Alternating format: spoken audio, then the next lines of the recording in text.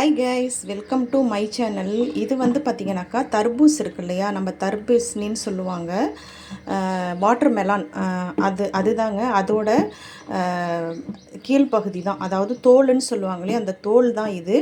நான் எப்போதுமே water melon வாங்கினாக்கா என்ன பண்ணுவேன்னு பார்த்தீங்கன்னாக்கா, இந்த மேலே இருக்கிற பகுதியை வந்து கத்தியால் கட் பண்ணி எடுத்துருவோங்க.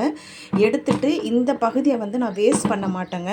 இதை நான் என்ன பண்ணுவேன் அப்படின்னாக்கா, சாம்பார் வைக்கிறோன்னா சாம்பாரில் போட்டு சாப்பிட்டாக்கா சூப்பராக இருக்கும். நீங்கள் இதை நல்லா வாஷ் பண்ணிவிட்டு நீங்கள் தோலோடே போட்டாலுமே பரவாயில்ல, நல்லா தாங்க இருக்கும். சாம்பார் செய்கிறதுனாலும் சாம்பார் செய்யலாம்.